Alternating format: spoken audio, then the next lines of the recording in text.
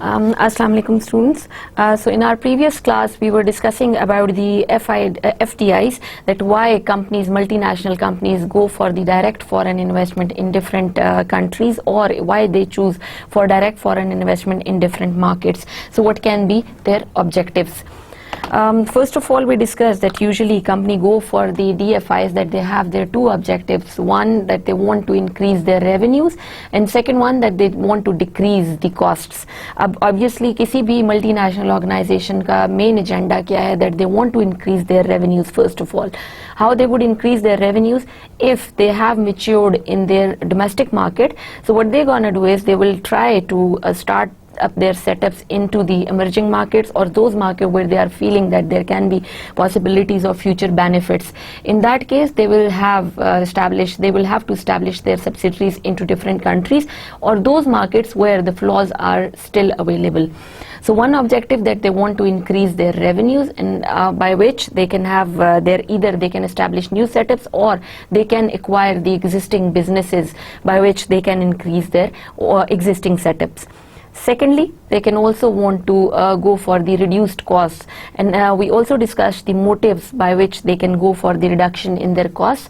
How they can do it? One thing, by achieving the economies of scale. And what are economies of scale? First thing, if the multinational company is having a huge setup somewhere in the world, and over there they have the ability that they can produce to what extent they want, plus if they have got the permission that they can send over their items or their products all over the world, and by which they can get their benefits. So that means they are producing at by using the economies of scale, and by using the economies of scale they are trying to get the benefit out of it. So after using economies of scale, they can also use the factors of productions which are not available in their domestic economies. They can go towards the using the factors of production which are available into different other countries, and then they can go for them using them, and by which they can increase their profits, since the factors of production available in their own countries are expensive. We also discussed that there is a possibility that you can go for the use of the technology. अब use of technology क्या है कि by which you can go for the using the technology which is available in other countries. अब उन countries में क्या है, उन कंट्रीज़ में अगर ऐसी एडवांस टेक्नोलॉजीज अवेलेबल हैं which can be beneficial for the increasing the revenues of your business, and by using which you can reduce the cost. So obviously they are very much important. So when you are talking about the DFIs, their motives, that why they are entering into the new markets and why they are setting up their new businesses into different countries in the world or into different markets. So the main objective is that they want to go for different types of motive. One, that they want to reduce the cost. Second thing, that they want to increase the revenues. अब reduced cost जो है वो factors of production use करके भी हो सकता है, वो आप different technology use करके, advanced methods use कर भी reduced cost को use कर सकते हैं, और जहाँ आपने revenues generate करने हैं. So obviously when you are penetrating into a new market, so obviously there is a possibility that you can go for the increased revenues. Why? Because if you are increasing the demand in different economies, so obviously the demand in your economy or in your domestic economy, you have gone through or you have touched the levels where it is at the maximum point. Then you can go for the motives where DFIs are basically designing the strategy to achieve higher revenues, because by having the new demand into new markets या फिर नए countries में further demand को expand करने से obviously आपके revenues ज़्यादा generate होंगे क्योंकि sales ज़्यादा होंगी. So these are the motives behind DFIs. Now we also discussed that DFIs are usually preferable where you feel कि वो markets जहाँ पे further अभी extension नहीं हुई है. So for example, आप कोई ऐसा product generate कर रहे हैं जिसमें आपने basically economies of scale achieve किया है, और by using the economies of scale आपने अपनी costs को reduce किया है. On the other hand, if you are using the other markets where you are feeling कि आपके पास monopolistic advantage available है, and what is monopolistic advantage? That you are having something which is giving you more and more return due to the fact that you are the only one into the market, or you are producing something which is available into the market and there is no competitor available into the market. So in that case basically you are entering or you are achieving the benefit by using the advantage advantage of the monopolistic competition. अब हमने emerging markets की बात की, या फिर वो markets जहाँ पे अभी भी अवेलेबल हैं अपॉर्चुनिटीज़ की, अगर आपने अपना नया सेटअप इस्टेब्लिश करना है, या फिर बीइंग से अगर कोई कंट्री फॉर एग्जांपल यूके या अमेरिका अपना फर्दर इस्टेब्लिश करना चाहते हैं setups, so for America may be they can go for the Latin American companies, जिस तरह लैटिन अमेरिकन कंट्रीज जिस तरह हमने बात की कि आपके अर्जेंटीना है, या फिर आपके फॉर एग्जांपल आपके वो कंट्रीज जिस तरह मैक्सिको हो गया, आपके चेक रिपब्लिक है, ये वो कंट्रीज हैं जहां पे आपके अभी भी अवेलेबल हैं मार्केट्स के, जहां आप अपने फर्दर फ्यूचर सब्सिडरीज सेटअप करके या एस्टैब्लिश करके बेनिफिट्स अचीव कर सकते हैं. If you are considering Europe, so you can consider the market of Hungary, where there are still possibilities that you can penetrate into that market with the new subsidiary, and then you can achieve the benefits of cheap labour. जब आप cheap labour की बात करते हैं, so we discuss the economies of Poland and चेक Republic and Romania, जहां पे अभी भी आपको cheap labor available है. So for example, when you are talking about the countries, if you are taking the benefit of the factors of production, and if you find that being a country like England, if you are having your business in the England and you are seeing कि England में जो business है उसमें क्योंकि labor cost बहुत ज़्यादा है, तो per unit cost बहुत increase होती है. In that case, what you can do is to produce the same type of product, you can go to the Hungary, you can go to Romania, you can have your setup over there, you can have your setup in Czech Republic, living into the Europe, and then you can decide whether you are receiving lower costs or not. And if you receive the lower costs, so that means you have achieved the cheap labor cost over there, and you have got a new subsidiary setup in the same region, and you are having more benefits out of it. So that was the main objective why direct foreign investment is preferred into these economies. When you discuss the Asian market, so we discussed the market of China, where we said that there is a possibility कि China में आपके पास क्योंकि market बहुत expand हो रही है, and the people or the countries or the companies who want to have their subsidiaries established in China can get the benefit, one thing by cheap labor, second thing by using the economies of scale. So there are different countries available into the world also where you can have your setups established there, and you can get the benefit out of it. So when you are talking about the DFIs in emerging markets, so there are still possibility by using the or by establishing the DFIs into emerging markets, you can increase the benefit by, or you can increase the revenues, and you can also decrease the costs. Finally, issues related with the DFIs. Now, what are the DFIs? Issues are that one thing that there is still possibility that there can be different governmental regulations, or there can be different rules and regulation, or different environment in different countries, by which if you are trying to have your setup into the different countries, being having your subsidiaries into different countries, there might be some difficulty which you can face. So in that case, you have to see whether you can have your setup in different countries or not, or whether you can penetrate into different markets where you can get the benefit of the diversification also, which is quite important in terms of the international business, which we have discussed कि आप international business के लिए diversification को जरूर achieve करें. Why? Because if you are having your subsidiaries into different markets, then what you can do is that you can see, okay, fine, these are the markets where you are investing your amounts, or you are having your subsidiaries, and in that case, if you are receiving the amounts from these subsidiaries, being a parent company sitting in any country, what you can do is having the benefit of diversification, because you can अगर आपको किसी country से say for example exchange rate risk की वजह से कोई loss हो रहा है, so there is a possibility कि किसी दूसरे कंट्री से आपको प्रॉफिट हो जाए. So in that case you have to consider these issues, plus you have to see whether you can tackle with these issues or not. So diversification is one thing which you can replace hedging with that, because hedging में तो ये है कि आप basically borrowing करते हैं, lending करते हैं, एक for example domestic money में से या domestic market से आप borrowing करके foreign market में invest कर देते हैं, या foreign market से borrowing करके domestic country में या domestic economy में investments कर देते हैं. These are some hedging techniques. While when you are considering in terms of the DFIs, if you are going for the diversification criteria, there is a possibility that you might not be able to go for different types of hedging techniques if you are considering कि आपने लाजमी diversification करनी है. क्यों? Because maybe hedging में आपकी costs involved हो, जबकि diversification में आपने सिर्फ strategy डिजाइन करनी है, policies डिजाइन करनी है, और आपने उन policies के थ्रू emerging markets में या फिर different countries में investments करके आपने अपना portfolio diversify कर देना है. So in that case you would be able to basically get the benefit out of the diversification. So this was all about the diversification, about the different companies and countries. We were discussing the example in our previous class where we said कि एक company जो कि American based है, that a company wants to have their setup into either in America, US or in UK. So we were discussing the example where we were saying कि जो main setup है, जो parent company है, वो आपकी इस organization की है in United States, और they want to have a new setup, and new setup के लिए उनके पास 2 options हैं.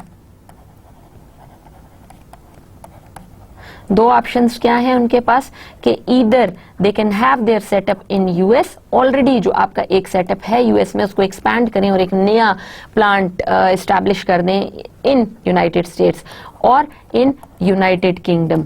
अच्छा, अब इन दोनों से रिलेटेड हमने पिछली क्लास में बात की थी कि दोनों पे जो आपके रिटर्न्स आ रहे हैं they are 25% and 25%, but the variation which we were discussing कि ओके फाइन, रिटर्न तो आपके जो एवरेज रिटर्न आते हैं इन प्रोजेक्ट से वो हैं, अगर 25% आपको यूएस से भी मिलेगा जो एक्सपेक्टेड रिटर्न है और 25% यूके से भी मिलेगा, सो ऑब्वियसली आपके माइंड में सबसे पहली चीज ये आएगी कि then there is no difference whether you go for US और whether you go for UK.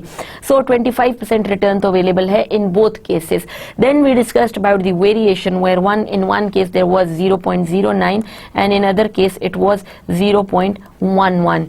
And variation, when you were saying कि variation किस में ज़्यादा है, then we were saying कि okay fine, variation जो है वो या standard deviation जो है वो UK की ज़्यादा है. In that case अगर आप consider करें, क्योंकि हम standard deviation को एक risk factor count करते हैं, अगर आप ये consider करें कि standard deviation क्योंकि UK में ज़्यादा है, in that case आपके 11% जो standard deviation आ रही है, that means कि you should avoid touching this one. So this means कि आप जब DFIs की बात करते हैं या जब आप नया डायरेक्ट फॉरेन इन्वेस्टमेंट के लिए सब्सिडरी सेटअप करने की बात करते हैं, हाउ वुड यू चूज कि आपने किन बेसिस पर जाके आपने चूज करना है कि आपको एग्जिस्टिंग प्लांट जो है उसके साथ फर्दर जो प्लांट है वो यूएस वाला सूट करेगा या यूके का सूट करेगा. आपके पास रिटर्न्स आ गए 25% and 25%. Then you have your standard deviation which is 0.09. ये आपका एक्सपेक्टेड रिटर्न है फर्स्ट वन,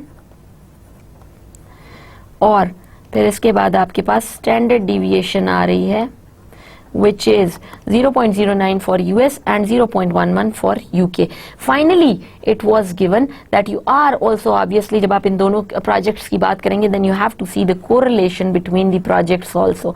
वो you cannot deny the fact कि correlation की बहुत ज़्यादा importance है, and in this case we were considering कि 0.80 correlation involved है, और जो UK का केस है उसमें 0.02% correlation involved है. अब जब आप रिटर्न्स की बात करते हैं दोनों सेम हैं.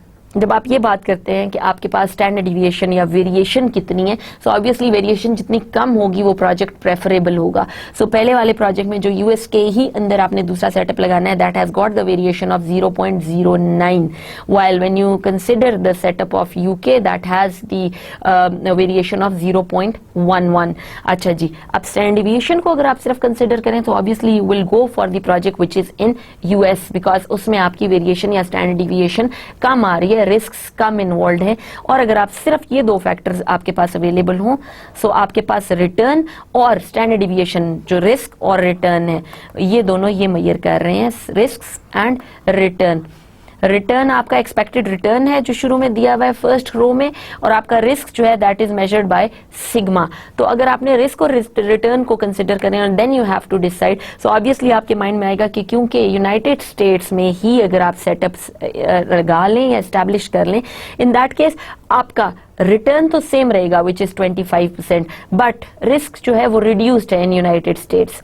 तो आपका जो यूनाइटेड किंगडम का जो रिस्क आ रहा है that is 11% if you multiply it with 100, and जो आपका यूनाइटेड स्टेट्स का रिस्क आ रहा है दैट इज 9%। तो उस केस में बेसिकली क्या होगा कि आप प्रेफर करेंगे to have your setup installed in United States, but in this particular case you are not considering only the returns, you are not considering only the standard deviation, but you are also considering the correlation which is very much important among the projects, कि जो आपका existing project है उसके साथ आपके नए जो projects आ रहे हैं उनमें कितनी correlation you are finding।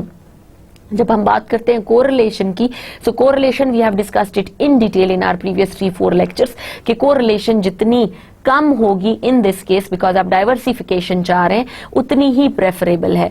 So now when you are considering कि आप यूएस में ही फर्दर इन्वेस्टमेंट करेंगे on the basis of return and standard deviation, your suggestions or your thinking might change because of the fact कि आप अगर correlation को consider करें तो again in United States correlation जो है वो ज्यादा है existing projects के साथ, so that means आपको ज्यादा diversification achieve नहीं होगी अगर आप United States वाला project choose करते हैं। However, if you go for the United Kingdom then you will achieve higher diversification because इसमें correlation बहुत कम है, 0.02 है, और अगर आप इसको multiply करें तो वो 2% बनती है। ओवरऑल सिनारियो को अगर आप देखें तो आपने रिटर्न, स्टैंडर्ड डिविएशन और कोरिलेशन को कंसिडर करना है। अगर आप वेरिएशन को कंसिडर करें so you are going towards United State, अगर आप कोरिलेशन को कंसिडर करें so you are having your decision for the United kingdom.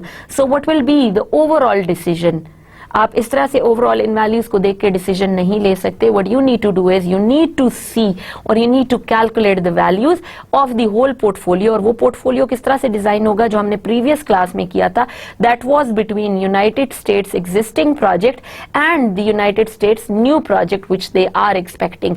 तो उन दोनों का हमने पोर्टफोलियो वेरिएशन चेक कर ली थी और उनकी वैल्यूज को हमने मेजर करके पोर्ट्रे कर दिया था कि आपकी ओवरऑल पोर्टफोलियो की जो स्टैंडर्ड डिविएशन है वो कितनी आ रही है।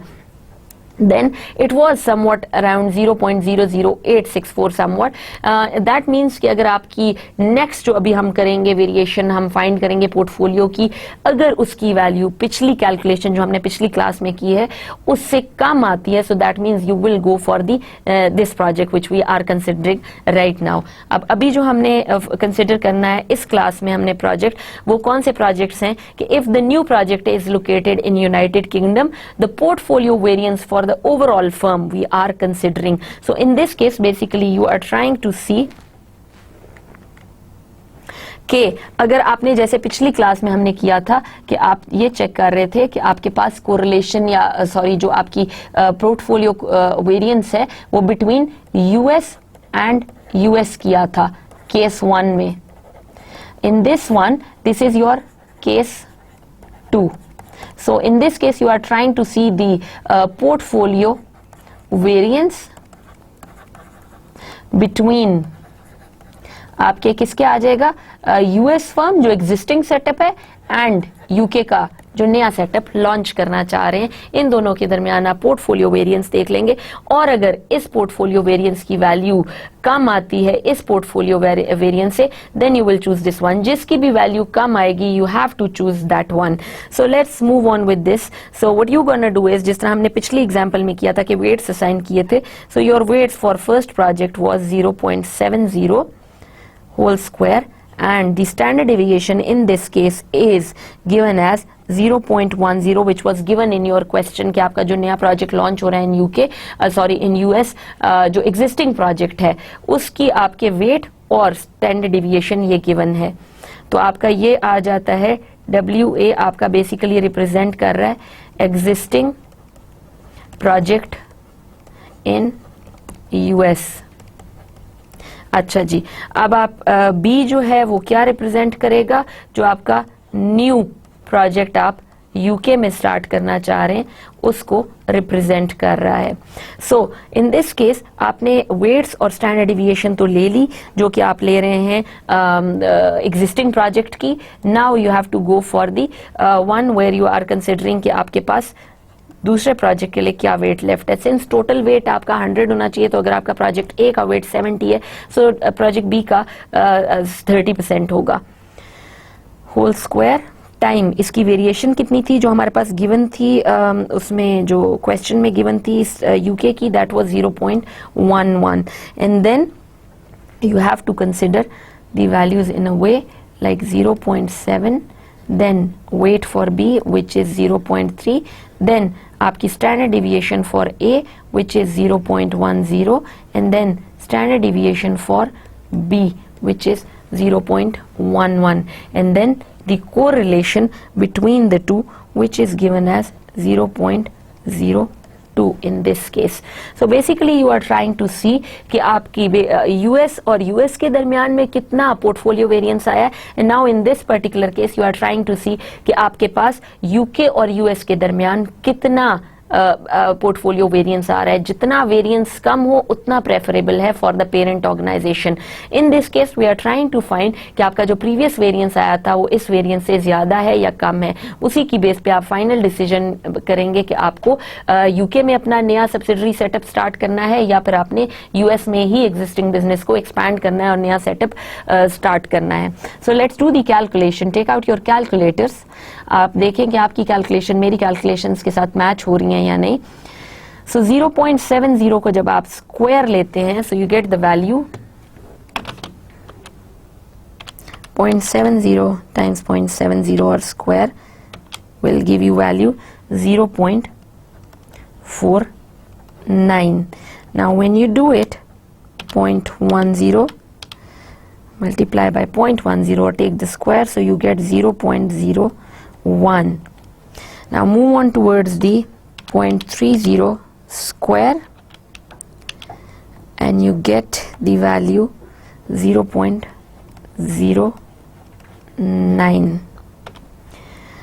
इसी तरह आपने 0.11 का स्क्वायर लेना है, 0.11 square, so you get the value 0.0121 and then the same values which we have written here and then multiply all these values. So let's move on towards the next step where you have to find the multiplication with 0.01 and you get 0.0049 in this case plus 0.09 times 0.0121. So you get 0.001089 plus when you multiply all these values, so you are trying to multiply 2 times 0.7 times 0.3 times 0.10 times 0.11 times 0.02. So you get a very small amount which is 0.00. So you will get 4 zeros here, 924. Let's add up all these values. So you get 0.001089 plus 0.0049 equals to 0.0060814. So here you are having the standard deviation of the portfolio or the variance of the portfolio. So you are trying to find the variance of portfolio.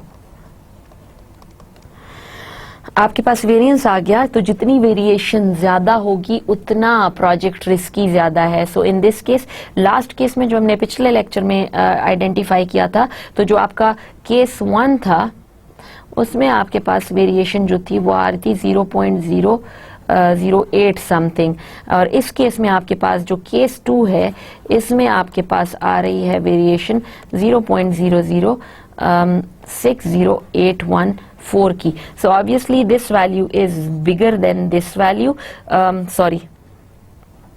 This value is bigger this one is bigger. So in this case जब आपकी ये value बिगर है और ये small है, so you have to choose on the basis कि आपका case 1 में वेरिएंस ज्यादा आ रहा है या केस 2 में वेरिएंस ज्यादा आ रहा है. आपका क्योंकि केस 1 में वेरिएंस ज्यादा आ रहा है, वेरिएशन ज्यादा है, रिस्क ज्यादा है, so you would go for the option number 2, which is the case where you should expand your existing business that exists in United States and you should have your new setup into United Kingdom. So in that case basically you would have the benefit कि आपने कम variation के साथ कम risks को face करते हुए आप एक नया सब्सिडरी सेटअप एडजस्ट कर सकते हैं या एस्टैब्लिश कर सकते हैं इनटू द न्यू कंट्री. सो आपका जो केस 2 है that is favourable. So in this case you would prefer case 2 कि आपकी वेरिएशन इसमें क्योंकि कम आ रही है. So I hope it is clear to you. One thing कि आपने ये देखना है कि दोनों प्रोजेक्ट्स, एक तो आपका एग्जिस्टिंग प्रोजेक्ट है जो यूएस का प्रोजेक्ट है, आपने ये देखना है उस प्रोजेक्ट में आपकी वेरिएशन कितनी आएगी जब आप किसी दूसरा प्रोजेक्ट आप स्टार्ट करना चाह रहे हैं. तो आपने दोनों प्रोजेक्ट्स को मैच करना है या फिर आपने उनको कंपेयर करना है. आपका जो एग्जिस्टिंग सेटअप है that is in United states, आप उसमें नया सब्सिडरी लॉन्च करना चाह रहे हैं, यू आर नॉट श्योर कि आप उसको वेदर यूएस में एस्टैब्लिश करें या यूके में एस्टैब्लिश करें. दोनों के साथ आप पोर्टफोलियो वेरिएंस फाइंड कर लेंगे और जिस प्रोजेक्ट में पोर्टफोलियो वेरिएंस कम आएगा you will choose that one and you will go for it and you will decide कि okay fine I have to go with this project because इसमें आपकी वेरिएशन कम आ रही है और रिस्क आने के चांसेस कम है. Diversification analysis of international projects.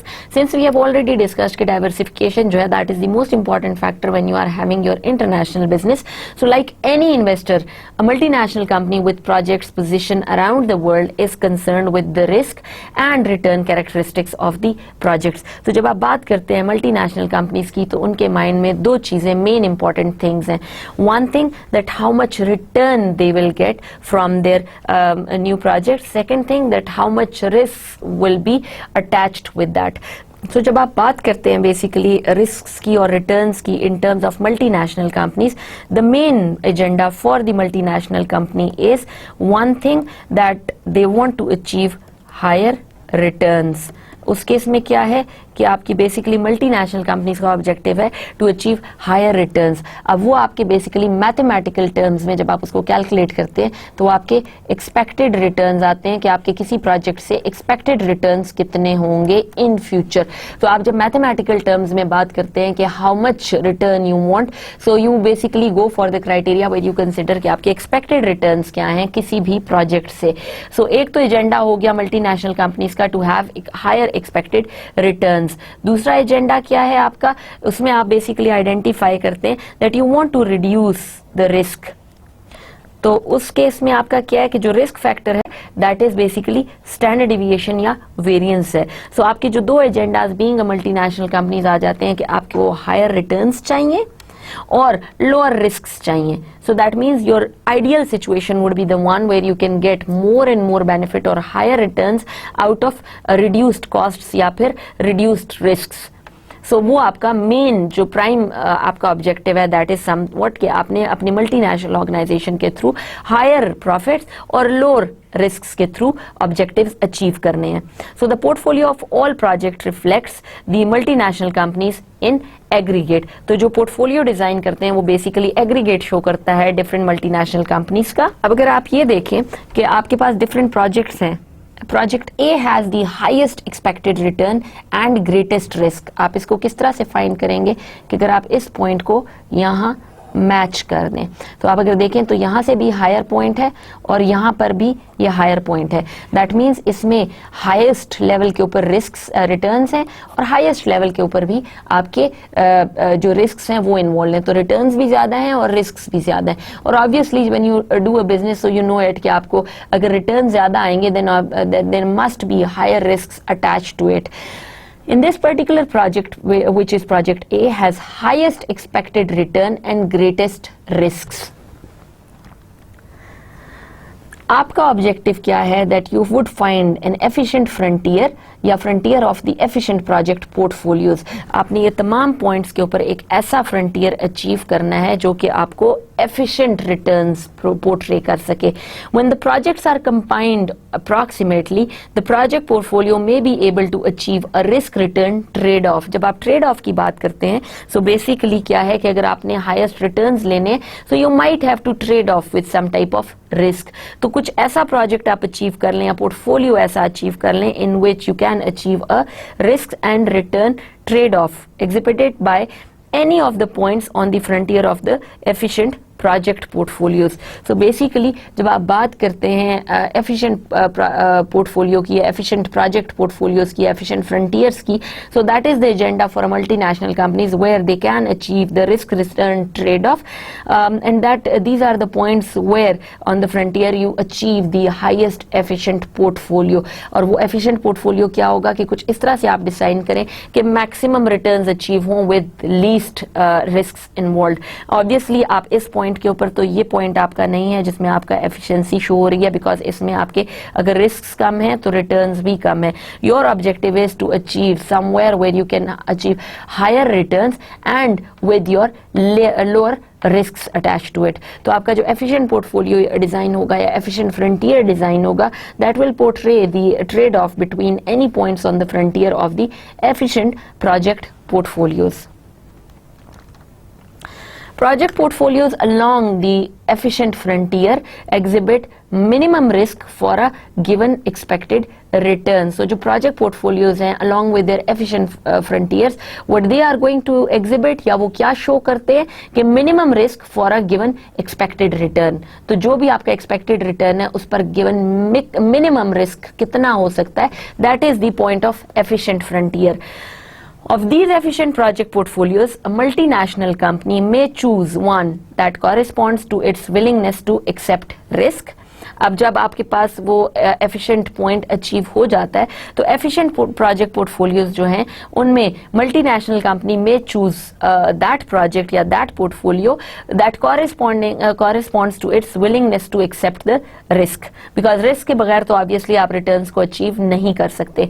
The actual location of the frontier of efficient project portfolios depends on the business in which the firm is involve. So जो location है आपके एफिशिएंट फ्रंटियर पोर्टफोलियोज की, that depends on the businesses, उनकी nature पे भी depend करता है कि वो फर्म किस टाइप के बिजनेस में इन्वॉल्व है. Now, diversification analysis of international project also involve some multinational companies have frontiers of the possible project portfolios that are more desirable than the frontiers of other multinational companies. तो अगर आप दो multinational companies की बात कर रहे हैं, so it's not necessary कि उनका जो एफिशिएंट फ्रंटियर होगा वो सेम पॉइंट्स अचीव करेगा in which both the companies will have the same desire. No, the multinational companies have the frontiers of the possible project portfolios that are more desirable than the frontiers of the other multinational companies. Say for example आप इस portfolio की बात करें तो इस portfolio में you can see कि some portfolios efficient frontiers for a multi product multinational company, and this one is the efficient frontier for a single product multinational company. तो ऑब्वियसली जो एफिशिएंट फ्रंटियर है या एफिशिएंट कर्व है जो portfolio के लिए efficiency show कर रहा है, उनके कर्व्स में भी डिफरेंस है, क्योंकि ये वाली कंपनी मल्टीनेशनल कंपनी है जो कि मल्टी प्रोडक्ट को डील कर रही है. However this one is the single product multinational company. So obviously दोनों के रिटर्न्स में और रिस्क्स में डिफरेंस होगा और दोनों का एफिशिएंट फ्रंटियर भी डिफरेंट होगा, because in that case you will be able to identify कि अगर आपके दो प्रोजेक्ट्स हैं, एक में आपका सिंगल प्रोडक्ट जनरेट हो रहा है और दूसरे प्रोजेक्ट में आपके मल्टी प्रोडक्ट्स जनरेट हो रहे हैं, सो एफिशिएंट फ्रंटियर इन दोनों प्रोजेक्ट्स का सेम नहीं होगा, it will be different because risks or return का जो scenario है that will change. The multinational company can achieve more desirable risk return characteristics from their project portfolios if they sufficiently diversify among products and geographic markets. तो as we have already said कि आपकी जो geographical conditions है that do matter, और या फिर आपकी जो diversification है that is quite favorable factor for the international business या फिर international projects. तो जब हम यहाँ पे बात करते हैं so you can see कि project portfolios में अगर आप बहुत ज़्यादा diversification involve कर दें या फिर among the products या geographical markets different introduce करा दें, so that is again a plus point for the different project, because out of which you can basically take the benefit of the diversification. That is the comparison of economic growth among different countries, and you can see कि by looking at the graphs you can consider कि इन तमाम countries में economic growth का क्या trend है. You can see the trend, say for example European countries हैं, ऊपर top पे आपके पास दोनों आ रहे हैं. If you consider the United Kingdom and Germany, तो दोनों यूरोपियन कंट्रीज हैं, जबकि इनके ग्रोथ के जो ट्रेंड्स हैं दे आर क्वाइट डिफरेंट. आपके जो यूनाइटेड किंगडम का ग्रोथ का ट्रेंड है फ्रॉम 2001 टू 2003 स्लाइड स्विंग के साथ स्मूथली वर्क कर रहा है, and the growth is between 3 to 4% during 2001 to 2003. However, if you consider the growth pattern of the Germany, which is also a European country, तो ये तो बहुत ज़्यादा swings show कर रहा है. नेगेटिव में भी ग्रोथ जा रही है और पॉजिटिव में भी ग्रोथ जा रही है, and it is starting from the values are going from negative 0.5 to plus 3.5. सो बहुत ज़्यादा वेरिएशन है, क्योंकि यहाँ पे अगर आप देखें तो ये देखें कहाँ से ये डिक्लाइन कर रही है growth. So different growth patterns are also involve के जहाँ पे आप बात करते हैं कि आपने क्योंकि सब्सिडरीज सेटअप करना है, डाइवर्सिफिकेशन करनी है, तो डाइवर्सिफिकेशन में आप डिफरेंट ग्रोथ रेट्स को भी कंसिडर कर सकते हैं. जिस तरह we have already discussed earlier कि आप जब डाइवर्सिफाई करते हैं या फिर आप अपना नया सेटअप या नई सब्सिडरी लॉन्च करते हैं, एस्टैब्लिश करते हैं into a new country, first thing you must consider their growth rates. अब अगर आप being sitting in United Kingdom you want to expand on your business and you want to launch a new subsidiary into a new market, तो अगर आप Germany को देखें और इसकी ग्रोथ पैटर्न्स को देखें तो वहां इतने डिक्लाइंस और इतने चेंजेस आ रहे हैं, इतनी फ्लक्चुएशंस आ रही हैं that it seems really hard कि अगर आप 2001 से 2003 के दरमियान में यहाँ कोई नई सब्सिडरी लॉन्च करना चाहते थे या फिर लॉन्च करना चाहते हैं तो it would be really hard for your company, parent company जो कि यूनाइटेड किंगडम में है, कि वहां पे सर्वाइव कर सके, बिकॉज ग्रोथ पैटर्न्स जो है बहुत डिस्टर्ब है. You can see the pattern in Canada, which is declining here and going up, sharp incline over there, which is going up to around 6% in late 2001 and coming back down towards the 2%, and in negative also and going up back again in 2003. अब अगर आप Canada का swing observe करें उसमें भी काफ़ी sharp declines और inclines show हो रहे हैं. सिमिलरली फ्रांस में अगर आप देखें, अगेन यूरोपियन कंट्री है, और आप ये देखें कि इनके ग्रोथ पैटर्न्स किस तरह से चल रहे हैं. So ups and downs moving towards the negative values and positive values.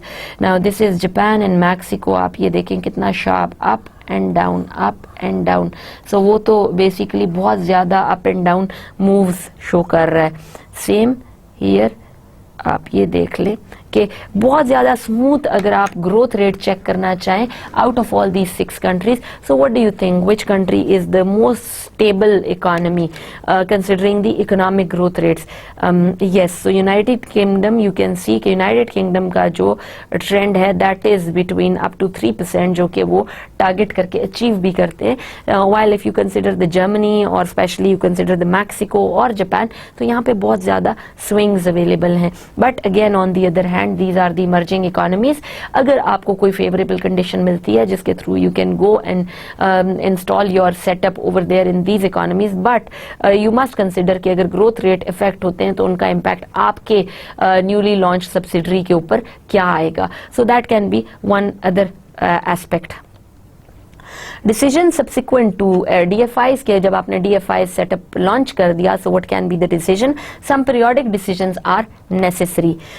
One thing, should further expansion take place or not? कि further expansion होनी चाहिए या नहीं होनी चाहिए.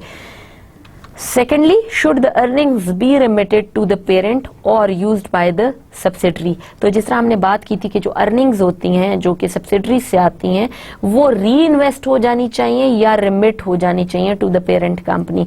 अब ये तमाम चीज़ें जो हैं इसमें दोबारा से वो एक्सचेंज रेट एक्सपोजर का भी फैक्टर इन्वॉल्व हो जाएगा, क्योंकि आप नया सब्सिडरी लॉन्च कर रहे हैं इनटू अ न्यू मार्केट और आप ये डिसाइड करना चाह रहे हैं कि वेदर इसके जो फंड्स जनरेट हो रहे हैं they should go to the parent company और not, whether they should go to the subsidiary or not. So ये तमाम factors आपको consider करना must है. These decisions should be analyzed on a case by case basis. तो आप ये नहीं कह सकते कि अगर आपने मैक्सिको के केस में डिसाइड कर लिया कि okay fine, you should not send your remittances to your parent company because Mexico में बहुत ज्यादा स्विंग्स हैं, ग्रोथ रेट बहुत ज्यादा इफेक्ट होता है, देयर इज अ पॉसिबिलिटी कि जो आपके एक्सचेंज रेट्स फ्लक्चुएशंस है वो भी इन्वॉल्व हो। So you are trying to keep your funds over there in Mexico and you are trying to reinvest it in Mexico. However there is a possibility कि आप किसी दूसरे country की example लें जो कि आप फंड्स को रिमिट करने के बारे में या री इन्वेस्ट करने के बारे में सोचें, तो केस टू केस वेरी करेगा बिकॉज ग्रोथ रेट्स डिफरेंट हैं, एक्सचेंज रेट फ्लक्चुएशंस डिफरेंट हैं। सो यू कैन नॉट से कि जी हमने ये डिसीजन कर लिया या ये पॉलिसी बना ली है कि अब इसके बाद हम केस टू केस वेरी नहीं आइडेंटिफाई करेंगे, बल्कि ओवरऑल हमारे जितने के तमाम कंट्रीज हैं उन तमाम की जो इन्वेस्टमेंट रिटर्न्स आने हैं या जो रिसीवेबल्स आने वो वहीं वापस री इन्वेस्ट हो जाएंगे। नहीं, you should consider it on case by case basis and you will decide कि whether you should launch it, you should remit the funds back to the parent company or you should go for the reinvestment in these subsidiaries. Host government views of the DFIs. Each government must weigh the advantages and disadvantages of the DFIs in its own country. So आपकी जो government है, they may have the agenda कि उन्होंने identify करना है कि whether they should go for the setup in DFI or not. Secondly, the government may provide incentives to encourage desirable forms of direct foreign investment and impose preventive barriers or condition on other forms of the direct foreign investment. तो जिस तरह हमने कहा कि कुछ favorable conditions हो सकती हैं जिसमें आपके पास डिजायरेबल कंडीशंस आ रही हैं कि डिजायरेबल फॉर्म ऑफ डीएफआई को तो वो एक्सेप्ट कर लें, लेकिन कुछ बैरियर्स लगा दें उन फॉर्म्स पे जो कि डिजायरेबल नहीं है। So there can be some possibilities कि अगर हेल्थ एंड सेफ्टी इशू कोई है उस केस में आपकी जो डायरेक्ट फॉरेन इन्वेस्टमेंट आप करने जा रहे हैं टू अनदर कंट्री, उस कंट्री की तरफ से कुछ बैरियर्स आपको फेस करने पड़े and you won't be able to have your setup in that particular country because health and safety point of view से आपका प्रोडक्ट अगर सूटेबल नहीं है किसी दूसरे कंट्री के लिए, देयर इज पॉसिबिलिटी कि गवर्नमेंट उसके ऊपर रूल्स एंड रेगुलेशन फॉलो करवाए और प्लस देयर इज पॉसिबिलिटी के प्रिवेंटिव एक्शंस के तौर पे उसको स्टॉप कर दे उस बिजनेस को और वो आगे ना मूव करने दें। The ideal DFI solve problems such as unemployment and lack of technology without taking business away from the local firms. तो जो हमारी ideal direct foreign investment होती है वो क्या है कि क्योंकि हमने आपसे बात की थी previous lectures में कि DFIs के through there is a possibility कि जो existing market laborers हैं वो unemployed हो जाएं, तो जो ideal situation होगी DFI की वो ये होगी कि जो existing market में labor force है या जो employed people हैं they should not be disturbed and in that case unemployment जो है वो ज्यादा जनरेट ना हो और लैक ऑफ टेक्नोलॉजी जो है वो ना आए इन दैट केस, और without taking business away it's local firms. तो जो लोकल फर्म एग्जिस्ट कर रही हैं वो उसी तरह वर्क करती रहें, but you should make your own space in the new market. Common incentives offered by host governments include tax breaks, discounted rent for land and buildings, low interest loans, subsidized energy and reduced environmental restrictions. तो जो आपके common incentives होते हैं by the host government, they can involve tax breaks कि आपके taxes कितने आप उसमें गवर्नमेंट से रिड्यूस करा सकते हैं, plus you can also go for the discounted rent for the land कि आप एक नया सेटअप लॉन्च करना चाह रहे हैं और उसमें आप देख सकते हैं कि आप रिड्यूस्ड अमाउंट्स के ऊपर रेंट्स किस तरह से ले सकते हैं। लो इंटरेस्ट लोन्स भी आपको ऑफर हो सकते हैं if the government is in the favour of the DFI of the one which you are trying to install और establish in their country. Environmental restrictions जो है उनको रिड्यूस कराया जा सकता है and then you can see whether you can go for it or not. Barriers to DFIs क्या हो सकते हैं कि governments are less anxious to encourage DFIs that adversely affect local firms, consumers and the economy. तो obviously आपके country में जो government है they will focus कि उनको किसी तरह से भी affect नहीं करना, जो existing setup है market का उसको affect नहीं होने देना। In that case otherwise the government is not in the favor of the new DFIs because उससे आपके existing market का जो setup है वो affect हो सकता है। DFI barriers include regulations governing mergers and acquisitions, restrictions on foreign ownership of the local firms, red tape procedural and documentation requirement and the political influence of the local firms and the political instability. तो ये तमाम आपके जो हैं वो barriers आ जाते हैं जो DFIs can also introduce, और मे बी या फिर गवर्नमेंट्स जो हैं वो अवॉइड करने के लिए इन तमाम DFIs की वजह से जो आपके एग्जिस्टिंग सेटअप हर्ट हो सकता है उसको करने के लिए, उसको रिड्यूस करने के लिए they can introduce different types of these criterias.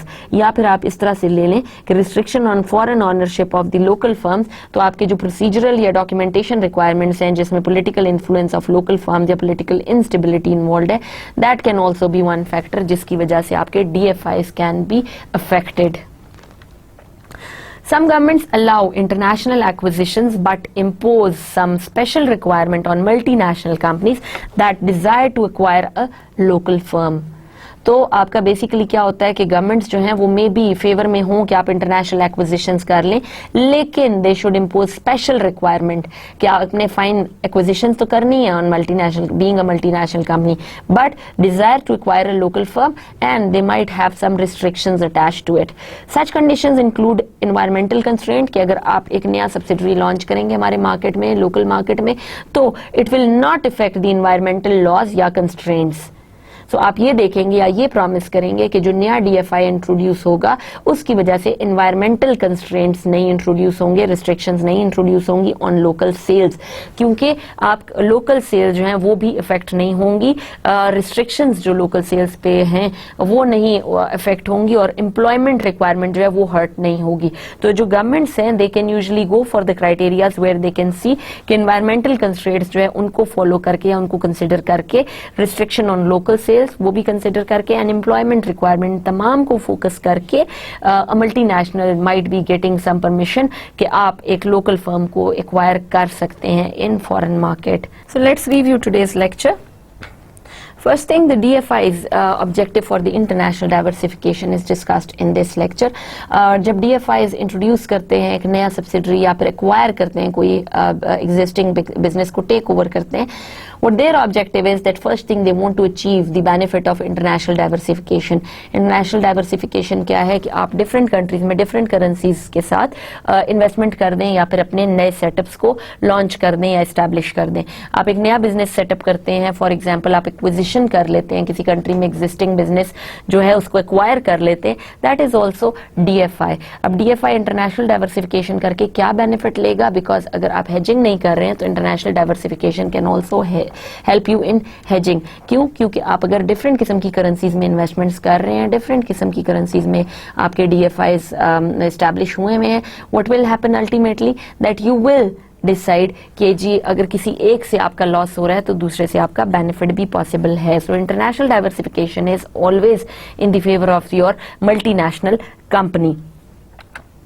Risks and returns trade off are involve in terms of your DFIs के जब आप नया सेटअप स्टैब्लिश करने चाहते हैं तो what you need to do is you need to see कि आपके उस नए प्रोजेक्ट्स के साथ रिस्क्स कितने अटैच्ड हैं और रिटर्न्स कितने आएंगे आपको. Both things are very much important from multinational companies point of view, because they want to see कि अगर कोई नया बिजनेस इंट्रोड्यूस होता है तो उस नए बिजनेस में बेसिकली आपको कितने रिस्क्स इन्वॉल्व हैं और कितने रिटर्न्स उसमें इन्वॉल्व हैं. आप अगर एक नया सेटअप से फॉर एग्जाम्पल आप एक पेरेंट कंपनी अमेरिका में है and they want to acquire a business in Pakistan.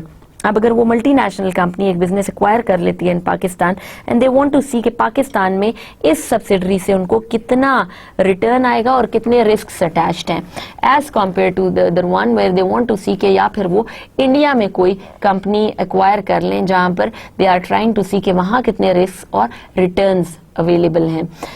What they need to do is, in that particular case, they need to see the trade-off between the risk and return, and they also consider the correlation between the existing setup of the business with the new upcoming project which they want to launch. अब वो क्या करेंगे कि आपका जो US firm है, ऐसे for example parent company हमने कहा कि US फर्म है, US फर्म अपने प्रोजेक्ट को पाकिस्तान के प्रोजेक्ट जो लॉन्च करें उसके साथ उसका पोर्टफोलियो वेरिएंस फाइंड करेंगे और यूएस फर्म प्रोजेक्ट का पोर्टफोलियो वेरिएंस फाइंड करेंगे विद इंडिया ऑल्सो। अब दोनों प्रोजेक्ट के जो पोर्टफोलियो वेरिएंस हैं उन दोनों को कंपेयर किया जाएगा।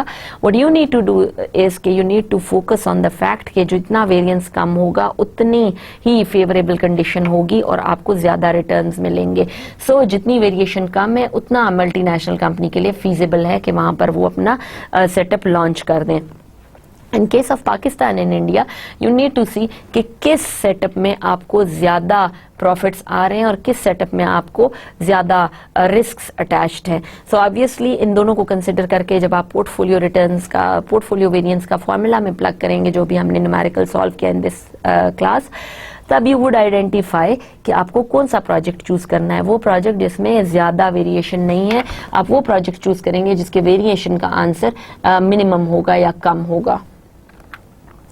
Portfolio variance was the category where we were discussing कि आपने पोर्टफोलियो डिजाइन कर लिया कि ओके फाइन, एक प्रोजेक्ट आपका पाकिस्तान और अमेरिका का है और दूसरा प्रोजेक्ट पाकिस्तान और इंडिया का है। इन दोनों का पोर्टफोलियो बना के सेपरेट पोर्टफोलियोज में इन दोनों के वेरिएंस फाइंड करके आप डिसीजन लेंगे कि कौन सा डिसीजन फेवरेबल है। ग्रोथ रेट्स की हमने बात की कि when you are talking about the growth rates and its effects on FDI, you need to see कि एफडीआई का जो ग्रोथ रेट्स अगर किसी कंट्री के ज्यादा हैं तो वहां पे अगर आप अपना सेटअप लॉन्च कर रहे हैं तो कितना इम्पैक्ट होगा आपके रिटर्न्स के पर। से फॉर एग्जांपल कोई ऐसा कंट्री है जहां पर ग्रोथ रेट जो है वो हाईली फ्लक्चुएटेड है या फिर बहुत ज्यादा फ्लक्चुएशन है उसमें, सो what will be your criteria? Obviously you will see कि आपके जो ग्रोथ रेट्स हैं उसकी वजह से आपके डीएफआई का सेटअप कितना हो सकता है। अब अगर किसी कंट्री में बहुत ज्यादा swings and their returns growth rates, what will happen कि आप अगर अपना डीएफआई लॉन्च कर भी देंगे या नया सब्सिडरी लॉन्च कर भी देंगे, देयर आर पॉसिबिलिटीज कि आप वहां पर इतना पॉजिटिवली या इतना with more profits you can not work with that country. So you need to see the growth rates first of all and also the other economic conditions before launching your direct foreign investment in any other country or in any other market. We also discussed कि when we are talking that there is a possibility कि आपके पास growth rates होंगे और फिर उनका effect हो सकता है on the new subsidiaries. So there are certain other possibilities जिनको आप ignore नहीं कर सकते. First thing that you should consider कि there is possibility कि कुछ barriers आपको face करना पड़े in new market क्योंकि आप नया launch कर रहे हैं, system एक नया setup launch कर रहे हैं. First thing that you might see कि आपका नया setup work करेगा या नहीं करेगा. Second thing which is very much important from government's point of view that you will see कि नए setup में government का क्या objective होगा उस particular country का, whether they will allow you to come and penetrate into their market freely, whether they would allow you to freely penetrate into their economy जबकि उनके already existing businesses जो हैं वो market में बहुत अच्छा work कर रहे हैं. They might have some agenda in their minds from the government that they should consider कि there is a possibility that they will ask you कि okay fine you should penetrate into the market but you should consider कि आपने environmental conditions को focus करना है, आपने different types of restrictions को focus करना है, आपने ये भी focus करना है कि आप बहुत ज़्यादा किसी economic condition को hurt ना करें. Plus there is also possibility कि government restrictions impose कर दें कि आप DFI तो introduce कर सकते हैं but due to the some factor, say for example हमने health and safety की बात की कि due to that factor there is again the authorities into the hands of that particular government के वो decide करें whether you should launch your subsidiary into this particular market, yes or no. So ये चीजें आपको mind में रखनी है जिसकी वजह से आप अपना DFI लॉन्च कर सकते हैं इन अदर पर्टिकुलर मार्केट्स. अच्छा जी, DFI से रिलेटेड हमने मेन बात कर ली कि if you are running a multinational company और ओवरऑल जो आपका सिनेरियो वो क्या है कि आपने मल्टीनेशनल कंपनी में डोमेस्टिकली आपने हायर प्रॉफिट्स अचीव कर लिए हैं. उन प्रॉफिट्स को अचीव करने के बाद देयर इज पॉसिबिलिटी कि आप क्योंकि सैचुरेशन पॉइंट पे आ गए हैं, मैक्सिमम पॉइंट पे आ गए हैं, you want to have more and more returns from other projects, what you can do is कि आप ऐसी जगह पे इन्वेस्ट कर देंगे, आप ऐसे सब्सिडरीज को इन्वेस्टमेंट कर देंगे जहां पे आप देख सकते हैं कि जहां पर आपको ज्यादा रिटर्न्स आए और कम कॉस्ट्स इन्वॉल्व हों. In that case what you need to do is कि आपकी कॉस्ट्स रिड्यूस हो जाएं और रिटर्न्स हायर लेवल पर हों. Then there is benefit that you can launch a new subsidiary. इसके बाद obviously first agenda in your mind is कि अगर आपने हेजिंग करनी है so you should go for the international diversification, कि आप इंटरनेशनल डाइवर्सिफिकेशन के थ्रू हेजिंग कर सकते हैं या फिर आप रिस्क को रिड्यूस कर सकते हैं। क्यों? क्योंकि आप नया DFI जब लॉन्च करेंगे तो इंटरनेशनल डाइवर्सिफिकेशन के थ्रू जब आपके डिफरेंट सेटअप्स होंगे into different countries, you would basically identify कि आप through different international diversification you can take the benefit and you can increase the returns. Plus portfolio variance क्या है कि आप पोर्टफोलियोज जो डिजाइन हुए हैं उसमें आप देख सकते हैं कि अगर आपने दो डिफरेंट प्रोजेक्ट्स को further moving on towards the your DFIs, कि अगर आप अब डिसीजन नहीं ले पा रहे कि आपने ये भी प्रोजेक्ट है और ये भी प्रोजेक्ट है, आप इस सब्सिडरी को लॉन्च करें या फिर दूसरी सब्सिडरी को लॉन्च करें, then you have to see कि आपने वेदर प्रोजेक्ट ए चूज करना है या प्रोजेक्ट बी। जिस प्रोजेक्ट का वेरिएंस कम होगा you will opt for that project. We also discussed कि ग्रोथ रेट्स को भी आपने देखना है, इकोनॉमिक फैक्टर्स को भी देखना है, आपको उस कंट्री की पॉलिटिकल कंडीशंस को भी देखना है, and then you should decide whether you should launch your project or you launch your subsidiary into that particular country, yes or no. And then trade barriers are always available in all the countries if the government is not willing that you should invest in this area, then you should avoid it. Or for example, being a DFI, if your product has the nature जो कि किसी भी form में उस particular country के लिए favourable नहीं है जहां आप अपना नया सेटअप लॉन्च करना चाह रहे हैं, so in that case obviously the government will put some restrictions and they will ask you that okay fine, if you want to launch a subsidiary, or if you want to acquire a local firm, these are the conditions which you have to consider and which you have to follow. So that's it from DFIs or direct foreign investment, कि why being a multinational company they should prefer to have more and more setups in different economies, कि DFIs को launch करें या फिर आप existing businesses को acquire कर लें या फिर एक नया subsidiary launch कर लें। From multinational companies point of view and from international students point of view, obviously you should know कि अगर बाकी countries में से ज़्यादा आपके subsidiaries के setups establish होंगे, so से ज़्यादा वहाँ से इंटरनेशनल फाइनेंशियल अपॉर्चुनिटीज भी अवेलेबल होंगी, फाइनेंस की opportunities. Plus you can also see कि वहां पर आप ऑब्वियसली एक डिफरेंट मार्केट में लॉन्च कर रहे हैं प्रोडक्ट्स को, तो आपकी जो रिटर्न्स होंगे वो एक डिफरेंट करेंसी में होंगे। So in that case you are trying to get the benefit of the diversification. So जहां आपके बैरियर्स हैं वहीं आपके बेनिफिट्स भी बहुत ज्यादा हैं in terms of your international exposure और in terms of your DFIs। So जब आप बात करते हैं इंटरनेशनल बिजनेस की, तो international trade, international business, they are linked with international finance. और जब आप इंटरनेशनल फाइनेंस की बात करते हैं, so to achieve higher returns you need to have diversification, that is one case. So I guess it is much more clear to you now that what is the importance of DFIs for international finance, that why multinational companies prefer to have more and more direct foreign investment into other countries or into other economies, because they want to have more and more returns and more expected revenues or more and more revenues from these economies with less risks attached to it, because you are diversifying your portfolio. तो जितना ज़्यादा होगा diversified उतने ही risks कम attached होंगे, which is the main agenda from the multinational companies point of view कि आपने return ज्यादा करने और रिस्क को रिड्यूस करना है। So we have discussed all these things about DFIs in detail. So in our next lecture we will review the whole course which we have done till now, and till now then thank you and Allah Hafiz.